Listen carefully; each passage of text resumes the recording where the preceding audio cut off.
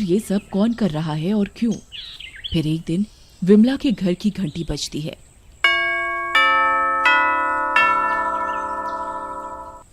अरे इतनी दोपहर में कौन आया होगा? जरूर वो बगल वाली मीनू होगी, आई होगी चीनी या तेल मांगने।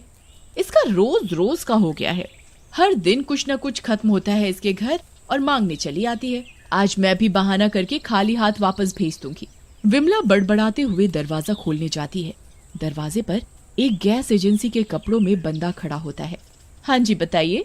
जी, आपकी गैस बुकिंग थी, खाली सिलेंडर लेकर भरा सिलेंडर देना है। विमला मन में सोचती है, मैंने तो कोई बुकिंग नहीं की। शायद महेश ने की होगी।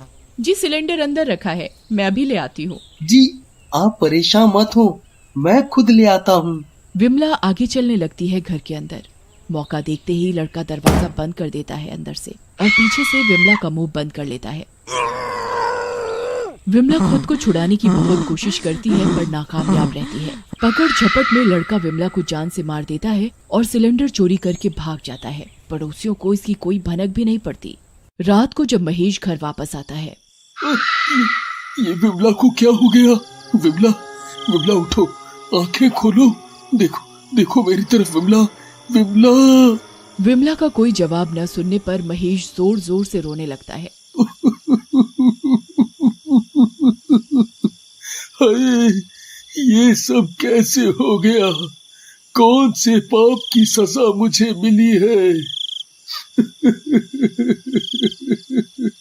महेश की चीख पुकार सुनकर पड़ोसी भी वहाँ इकट्ठा हो जाते हैं।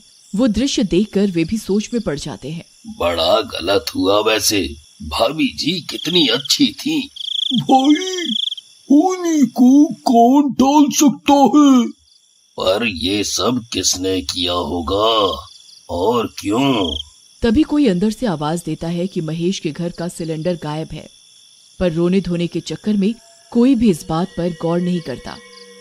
अगले दिन प्रिया के घर में सिलेंडर की चोरी होती है और प्रिया उस गैस एजेंसी के बंदे के हाथों मारी जाती है। जब इस बात का खुलासा होता है तो सब हैरान हो जाते हैं। हो न हो, एक बात तो साफ हो जाती है कि कोई गैस सिलेंडर चोर है जो सिलेंडर की चोरी के लिए घर में मौजूद इंसान को मार रहा है। सही बात है भाई, जिसकी भी लाश मिल रही है उन सब के घर का सिलेंडर गायब है। भाई, सब घर की औरतों को सावधान करना चाहिए, क्योंकि दिन में घर में सिर्फ औरतें ही होती हैं और यह चोरी भी दोपहर में ही हो रही है, जब सब अपने अपने घरों में होते हैं। कुछ दिनों बाद एक दोपहर शीला के घर की घंटी बजती है। शीला डर जाती है क्योंकि सिलेंडर चोरी के कई किस्से वहां हो चुके थे। क्या करूं, गेट खोलूं कि नहीं? क्या पता कोई जरूरी काम का हो कोई। नहीं नहीं नहीं, गैस सिलेंडर चोर भी तो हो सकता है। फिर भी डरते डरते शीला दरवाजे पर जाती है। कौन है? मैं, चिट्ठी वाला। आपकी चिट्ठी आई है, दरवाजा खोल कर ले लो। शीला चैन की सांस लेती है और दरवाजा खोलती है, पर बाहर देखते ही उसके छक्के बक्के छूट जाते हैं क्योंकि बाहर सिलेंडर चोर होता है। शीला चिल्लाने की कोशिश करती है पर वो लड़का उसका मुंह बंद कर देता है। छोड़ मुझे नाश पीटे, तेरे कीड़े पड़े मुंह में, छोड़ छोड़ मेरा मुंह छोड़। शीला चिल्लाने लगती है। छीना झपटी में शीला उसके पैर पर कसकर लात मारती है। वह वहीं गिर जाता है। इतने में शोर शराबा सुनकर आस पड़ोस वाले भी वहां आ जाते हैं। अच्छा, तो ये है सिलेंडर चोर। सब मिलकर उसकी लाश वहीं मैदान में फेंक देते हैं। आधी रात को बहुत तेज बारिश होती है।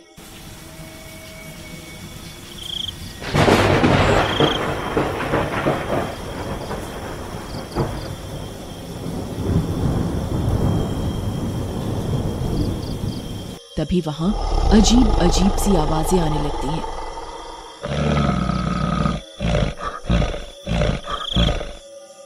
तभी वह गैस सिलेंडर चोर का भूत टेढ़ा मेढ़ा होकर खड़ा होने लगता है।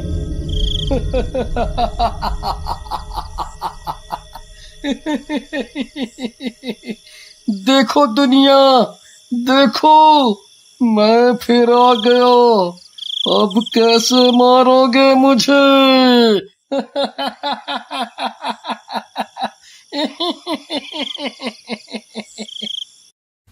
सुनो कबीर, उठो, देखो ये कैसी आवाजें आ रही हैं। चल चल, चुपचाप सो जा। मौसम खराब है, वैसे ही आवाजें आ रही होंगी। कबीर सो जाता है, पर रमा को अभी भी वो भूतिया आवाजें आ रही होती हैं।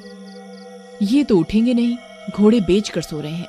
मैं ही उठकर देखती हूँ क्या माजरा है। रमा डरते हुए आवाज की दिशा में जाने लगती है। आवाज का पीछा करते करते वह उसी मैदान पर पहुंच जाती है। तभी अचानक भूतिया आवाजें आनी बंद हो जाती हैं।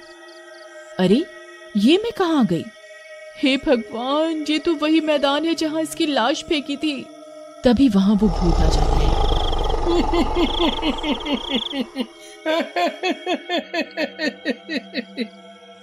आ गई तू, बड़े काम आएगी तू मेरे।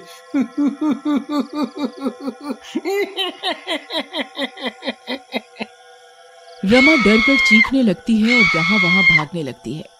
तभी भूत उड़ता हुआ जाता है और रमा के शरीर में घुस जाता है। रमा की आंखें हरी हो जाती हैं और वो बिना कुछ बोले अपने बाल बिखरे हुए घर में आती है और अपना सिलेंडर लेकर मैदान पर जाने लगती है। अरे रमा, ये तुम क्या कर रही हो? इतनी रात को कहाँ लेकर जा रही थी ये? रमा गुस्से भरी निगाहों से उसे देखती है। कबीर रमा का डरावना रूप देखकर चुप रह जाता है। भूतिया रमा फिर अंजलि का गेट खटखटाती है। अरे, इतनी रात कौन होगा? कोई फिर से मुसीबत तो नहीं आ गई कोई? अंजलि नींद में उठकर गेट खोलती है। अरे रमा बहन, क्या हुआ इस समय? रमा गुस्से में बिना कुछ बोले अंजलि को धक्का मारती है और अंदर घुसकर सिलेंडर उठाकर मैदान में जाने लगती है। अंजलि का सिर धक्के की वजह से गेट पर लगता है और सिर से खून निकलने लगता है। अंजलि चिल्ला चिल्ला कर सबको बुलाने लगती है और दूसरी तरफ भूतिया रमा बाकी सभी के घर से भी सिलेंडर लेकर मैदान में इकट्ठा कर लेती है। अंजलि बाकी सबके साथ रमा के पीछे पीछे उसी जगह जाती है। रमा, रुक जाओ। ये तुम क्या कर रही हो? इससे तुम्हारी जान को भी खतरा है। तभी भूत रमा का शरीर छोड़ता है और अपने असली रूप में सबके सामने आ जाता है।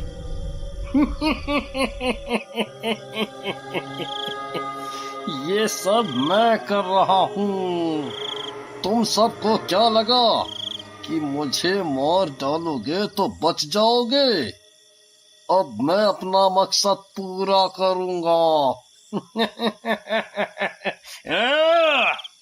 तभी भूत सारे सिलेंडर की गैस लीक कर देता है और पूरे मैदान में आग लगा देता है। अरे नहीं नहीं, ये क्या कर रहे हो? सब नष्ट हो जाएगा। तभी ऊंची ऊंची लपटें एकदम से पूरे मैदान को पकड़ लेती हैं और सब धीरे धीरे चलने लगते हैं। भूतिया सिलेंडर चोर, अगर हम मरेंगे तो बचेगा तू भी नहीं। और वह एक सिलेंडर उस पर भी फेंक देता है। बचाओ बचाओ, भगवान हमारी रक्षा करो, कुछ करो, ये लपटें हमारी चमड़ी अलग कर देगी।